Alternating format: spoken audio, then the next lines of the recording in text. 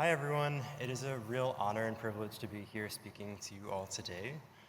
So as mentioned, I'll be talking about stigma as a determinant of HIV and STIs amongst MSM. I have no financial conflicts of interest, and this research wouldn't be possible for the many participants who participated in our studies, the funding sources, our co-authors, and the centers at both Emory and Hopkins. So why are we here? What's the rationale behind all of this? So there are sustained endemics of HIV and STIs in the US. We know this. We also know that stigma is related to HIV, STIs, health inequities, and affects sexual behavior. Furthermore, the COVID-19 pandemic has only further reinforced the inequities, specifically in the LGBT community. So this brings us to our research questions. First, how does stigma currently relate to STI acquisition and diagnosis amongst gay, bi, and other MSM in the US? Secondly, how do these associations differ between people at risk for and living with HIV, considering different lived experiences and interactions with the healthcare system? So what is AMOS? AMOS is the American Men's Internet Survey. It's an annual online cross-sectional study led by PRISM at Emory University, and it includes men who have sex with men aged 15 and older, and folks are recruited by purposive and respondent-driven sampling. Some of the modules include HIV, stigma, STIs, access to healthcare, and mental health. The data was collected from September 2021 through February of this year, and we have approximately 9,000 participants in this iteration of the study. As far as the analytical methods that we used for these analyses, we conducted multivariate logistic regression, with the outcome being self-reported bacterial STI diagnosis within the past year. So that would be syphilis, gonorrhea, or chlamydia. And the exposure variables were the 3 domains of stigma. So whether that be experienced community stigma, experienced familial or friends stigma, essentially. And then the third would be anticipated healthcare stigma. So the sample population of about 9,000 guys, as I mentioned, 1,300 self-reported HIV positive, and about 7,800 were at risk for HIV.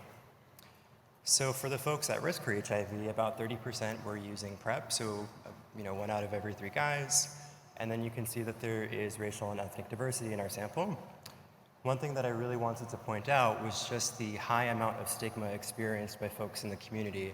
You can see that for both people living with HIV and at risk for HIV, more than 60% had experiences of community stigma. You can also see that there's a notable amount of stigma experienced by folks from family and friends, as well as anticipated healthcare stigma. So some of the preliminary results in terms of descriptive stats, so the overall STI prevalence in the population was 13%, so that's just about 1 in every 7 guys. You can see by this graph that the STI prevalence varies by category. So for instance, between regions, experiences of stigma, race, PrEP use, and education all seem to make a difference in terms of STI prevalence. So now let's dig a little bit deeper. So when we're looking at the associations between stigma and STI acquisition and diagnosis from the logistic models, we can see, if you're looking at the first line, the associations between experiences of community stigma and STI acquisition and diagnosis. So we ran both unadjusted and adjusted models, and you can see that for people who have experienced community stigma, there's 2 times the odds of actually having an STI diagnosis within the past year. So this is very important.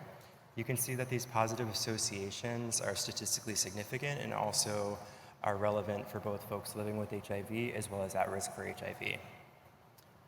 I also wanted to mention that for folks at risk for HIV, we did include PrEP as a covariate in the model. So just some limitations and considerations. So this is a cross-sectional study.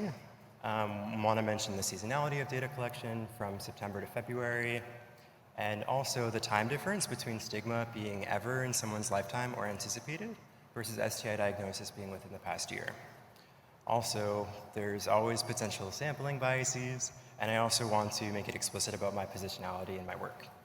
So as far as implications go, based on these analyses alone, we can't confirm causal relationships, but the AMOS study does have its strength in how folks from all over the country can access this survey, and just the large representative sample means we can answer a lot of these really important questions.